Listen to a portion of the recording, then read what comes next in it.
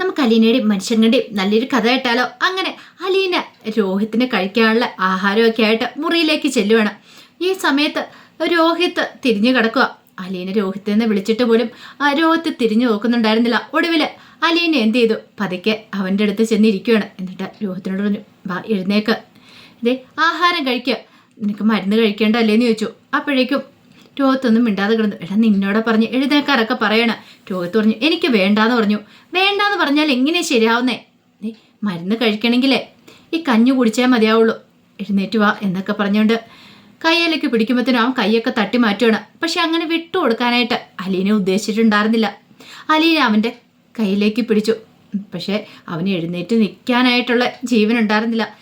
2-3 ദിവസമായി ആഹാരം കഴിച്ചിട്ട് നേരെ ആഹാരം പോലും കഴിക്കുന്നില്ല, ഒരു വെള്ളം പോലും കുടിക്കുന്നില്ല. പോരാത്തന് ഇപ്പം പനിയും കൂടെ വന്നു കഴിഞ്ഞപ്പോഴത്തേനും അത്രമാത്രം നല്ല ക്ഷീണമുണ്ട്.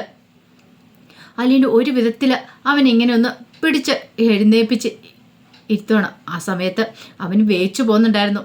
കട്ടലിൻ്റെ ക്രാസയിലേക്ക് അവനെ ഇങ്ങനെ കൊണ്ട് ചാരി ഇരുത്തുവാണ്. എന്നിട്ട് പറഞ്ഞു, ദേ ഈ കഞ്ഞി കുടിക്കാമെന്ന് പറഞ്ഞു. അങ്ങനെ ആ കഞ്ഞി സ്പൂണൊക്കെ അവൻ്റെ അടുത്തേക്ക് കൊണ്ടുവന്ന് വെക്കുമ്പോഴത്തേനും അവൻ എനിക്ക് വേണ്ടാന്ന് പറഞ്ഞിരിക്കുകയാണ്.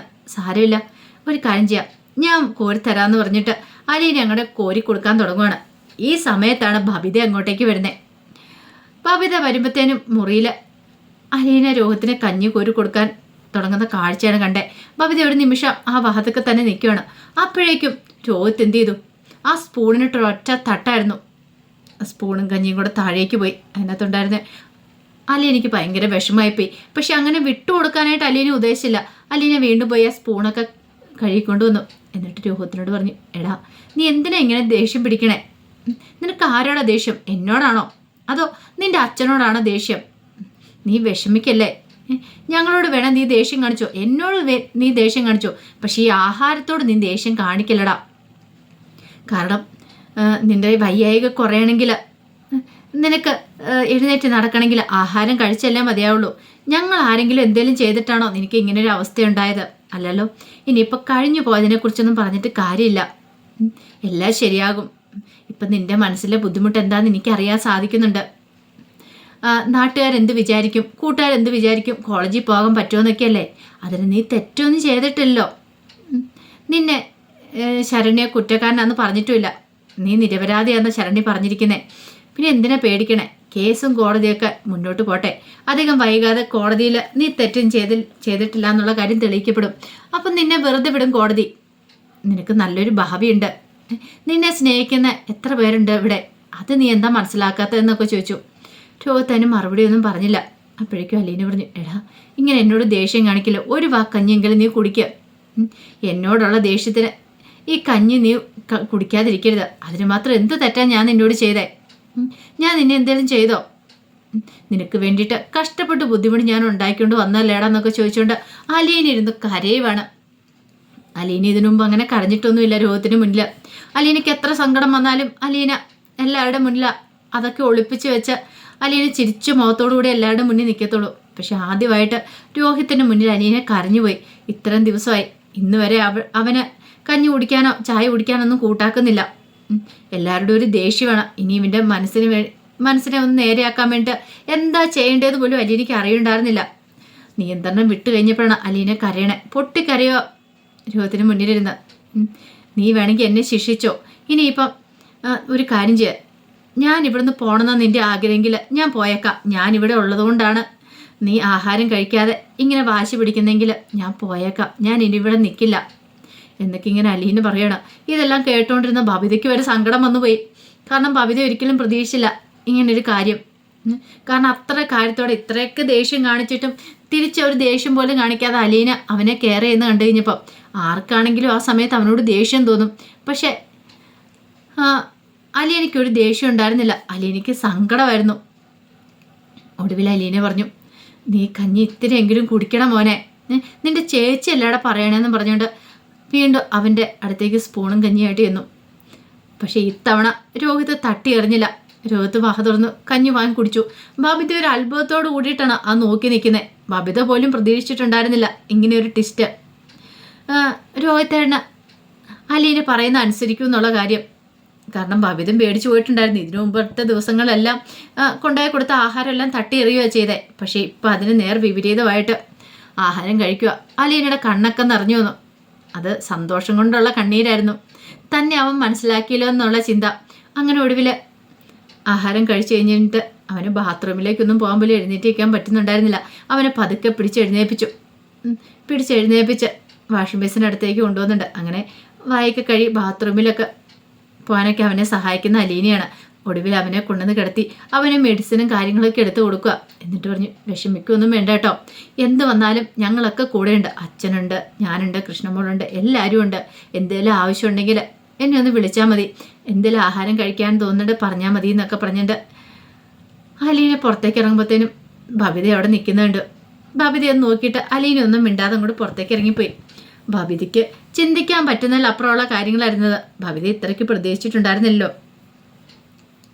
പിന്നീട് ബബിത താഴേക്ക് ഇറങ്ങി വരുമ്പോൾ കൃഷ്ണമോൾ അവിടെ നിൽക്കുന്നുണ്ട്. ആ സമയത്ത് ബബിത കൃഷ്ണമോളോട് മുറിയിലെ കാര്യങ്ങളൊക്കെ പറയണം. രോഹിത്തേട്ടൻ ഇത്ര പെട്ടെന്ന് ഇങ്ങനെ മാറുമെന്ന് ഞാൻ പോലും പ്രതീക്ഷിച്ചില്ല. ശരിക്കും അലീനയുടെ സ്ഥാനത്ത് ഞാനാണെങ്കിൽ പിന്നെ കഞ്ഞിയുമായിട്ട് രോഹിത്തേൻ്റെ അടുത്ത് ചെല്ലത്തില്ല. എത്ര ദിവസമായി ആഹാരം കൊണ്ടുവന്ന പ്ലേറ്റൊക്കെ തട്ടിക്കളയുമായിരുന്നല്ലോ. അത് കേട്ടപ്പോൾ കൃഷ്ണമോൾ പറഞ്ഞു, അലീന ചേച്ചിയല്ലേ ആള്, എനിക്ക് ഉറപ്പുണ്ടായിരുന്നു അലീന ചേച്ചിക്ക് രോഹിത്തേട്ടനെ മാറ്റാൻ കഴിയുന്നു. അതുകൊണ്ടല്ലേ ഇങ്ങനൊരു മാറ്റമൊക്കെ ഉണ്ടായത്. അലീന ചേച്ചി ഈ കുടുംബത്തിലുള്ള എല്ലാവരും മാറ്റിയെടുക്കും, നമ്മുടെ അമ്മയെ മാറ്റിയെടുക്കും. അങ്കിൾമാർ വന്നപ്പോൾ പറഞ്ഞിട്ട് പോയത് കേട്ടില്ലായിരുന്നോ?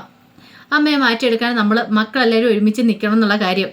അങ്ങനെയാണെങ്കിൽ നമുക്ക് ഒരുമിച്ച് നിൽക്കാൻ ചേച്ചി, അച്ഛനെ അമ്മയെ നമുക്ക് ഒന്നിപ്പിക്കേണ്ടതെന്നൊക്കെ കൃഷ്ണമോളും പറയുന്നുണ്ട്. പിന്നീട് കൃഷ്ണമോൾ വൈജയുടെ മുറിയിലേക്ക് ചെല്ലുവാണ്. വൈജ ആകെപ്പാടെ ഭ്രാന്ത് പിടിച്ച അവസ്ഥയിലാണ് നിൽക്കുന്നത്. പിന്നീട് വൈജ മുറിയിൽ ഡ്രസ്സൊക്കെ എടുത്ത് അതിനകത്തേക്ക് എടുത്ത് വെക്കണ സമയത്ത് കൃഷ്ണ ചോദിച്ചു, അല്ല ഇതെന്താമ്മ ഇത്?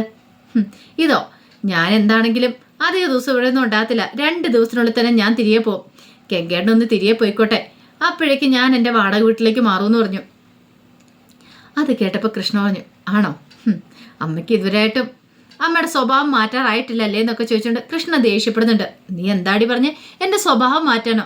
അല്ല പിന്നെ അമ്മ ഇത് ആരെയാ ഇത് തോൽപ്പിക്കുന്നേ? അമ്മ സ്വയം തോറ്റോണ്ടിരിക്കുക എന്നുള്ള കാര്യം അമ്മയ്ക്ക് അറിയില്ലെന്ന് ചോദിച്ചു. പിന്നെ ഞാൻ തോൽക്കാനോ? അതിന് ഈ വൈജ് 2ാമതൊന്ന് ജനിക്കണമെന്ന് പറഞ്ഞു. പോമ്മയെന്ന് അമ്മയ്ക്ക് അറിയത്തില്ലാത്തോണ്ടാ. ശരിക്കും അമ്മ ഇപ്പം തോറ്റോണ്ടിരിക്കണമെന്ന് പറഞ്ഞു, എല്ലാവരുടെ മുന്നിൽ, അമ്മയുടെ മക്കളുടെ മുന്നിൽ.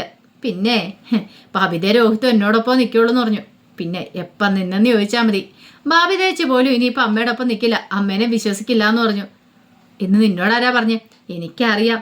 ഓഹോ, അപ്പോൾ അവൾ എല്ലാവരും മയക്കെടുത്തില്ലേ ആ അലീന എന്ന് പറയുന്നവള്? എന്തിനാ മയക്കെടുക്കുന്നേ? അലീന ചേച്ചി എല്ലാവരും സ്നേഹിക്കുകയോ ചെയ്യുന്നേ. അത് അമ്മയ്ക്ക് മാത്രമേ മനസ്സിലാകത്തുള്ളൂ. ഇപ്പം ഈ കുടുംബത്തിൽ എല്ലാവർക്കും അത് മനസ്സിലായി തുടങ്ങി. രോഹിത്തേണ്ണും ബബിതേച്ചിക്കും എനിക്കും അച്ഛനും എല്ലാം. പക്ഷേ അമ്മയ്ക്ക് മാത്രം ആ തലയിലേക്ക് കയറില്ല എന്ന് പറഞ്ഞു.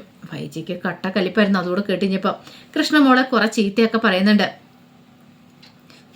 എല്ലാവരും ഞാൻ കാണിച്ചു തരുന്നുണ്ട്, അവൾ ഏതാണ്ട് വലിയ ആളാന്ന് അവളുടെ വിചാരം എന്നൊക്കെ ഇങ്ങനെ പറയുകയാണ്. കുറേ സമയം കഴിഞ്ഞപ്പോൾ കൃഷ്ണമോളോട് അലീന പറഞ്ഞു, അതെ മാഡത്തിന് പോയി കഴിക്കാൻ വിളിക്കാൻ പറഞ്ഞു. അങ്ങനെ കൃഷ്ണമോളെ എന്ന് വിളിച്ചു കഴിഞ്ഞിട്ട് വൈജ വരാനായിട്ട് കൂട്ടാക്കില്ല. എനിക്ക് വേണ്ടെന്നൊക്കെ പറഞ്ഞ് ഇവിടുന്ന് വാശി പിടിക്കുകയാണ്. പിന്നീട് ബാലേന്ദ്രനല്ല കഴിക്കാൻ ഇരുന്ന സമയത്ത് കൃഷ്ണമോള് പറഞ്ഞു, അച്ഛ അമ്മ കഴിക്കാനൊന്നും വന്നില്ല. അച്ഛന് ചിലപ്പം മിണ്ടാത്തോണ്ടാണോന്ന് അറിയത്തില്ല, അമ്മ കഴിക്കാനൊന്നും കൂട്ടാക്കുന്നില്ലെന്ന് പറഞ്ഞു. ബാലേന്ദ്രൻ പറഞ്ഞു, കഴിച്ചില്ലേ, എനിക്കിപ്പോൾ എന്താ, വിശപ്പുള്ളവർ വേണേ കഴിക്കും, അതൊക്കെ അവരോട് ഇഷ്ടം പോലെ, താലപ്പൊലി എന്തിക്കൊണ്ട് ആരും പോയി നിൽക്കേണ്ട കാര്യമൊന്നും ഇല്ലയെന്ന് പറഞ്ഞു. പിന്നീട് അലീനയോട് ചോദിച്ചു, അല്ല രോഹി വല്ലതും കഴിച്ചോന്ന് ചോദിച്ചു. കഴിച്ചാന്ന് പറഞ്ഞു. അപ്പോഴാണ് ബാലേന്ദ്രനൊരു ഉണർവായത്. കാരണം ബാലേന്ദ്രന് ആഹാരം കഴിക്കാൻ പോലും തോന്നുന്നുണ്ടായിരുന്നില്ല. രോഹിത്ത് ഇങ്ങനെ പട്ടിണി കിടക്കണ സമയത്ത് എങ്ങനെയാ കഴിക്കണേ? അപ്പോഴേക്കും കൃഷ്ണമോള് പറഞ്ഞു, അലീന ചേച്ചിയെ സമ്മതിച്ചു കൊടുത്തിരിക്കുന്നു. അലീന ചേച്ചി കാരണമാണ് രോഹിത്തേണ്ണ ആഹാരം കഴിച്ചതെന്ന് പറഞ്ഞു. അല്ലായിരുന്നെങ്കിൽ ആഹാരമൊന്നും കഴിക്കില്ലായിരുന്നു. പിന്നെ നടന്ന കാര്യങ്ങളൊക്കെ പറഞ്ഞു കഴിയുമ്പോഴത്തേനും ബാലേന്ദ്രൻ്റെ കണ്ണൊക്കെ നിറഞ്ഞു വന്നു. കാരണം ഇവൾ ഈ കുടുംബത്തിൽ ഇല്ലായിരുന്നെങ്കിൽ എങ്ങനെയാകുമായിരുന്നു?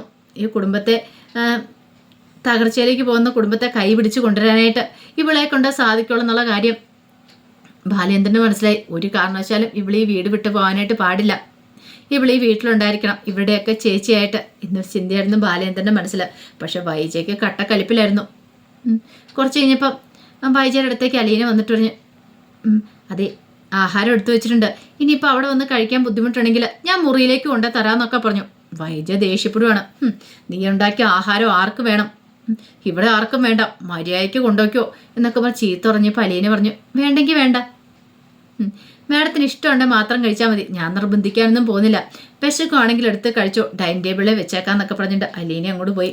വൈജയന്തിക്ക് എന്ത് ചെയ്യണമെന്ന് അറിയണ്ടായിരുന്നില്ല, വല്ലാത്തൊരു ബുദ്ധിമുട്ടായിരുന്നു. അപ്പോൾ അതിൻ്റെ വിശേഷങ്ങളൊക്കെയാണ് നമ്മൾ കാണുന്നത്. ആ വിശേഷങ്ങൾക്കായി നമുക്ക് എല്ലാവർക്കും കാത്തിരിക്കാം കേട്ടോ. ഒരിക്കൽ കൂടി എല്ലാവർക്കും ശുഭദിനം നേർന്നുകൊണ്ട് നിർത്തുന്നു. നന്ദി.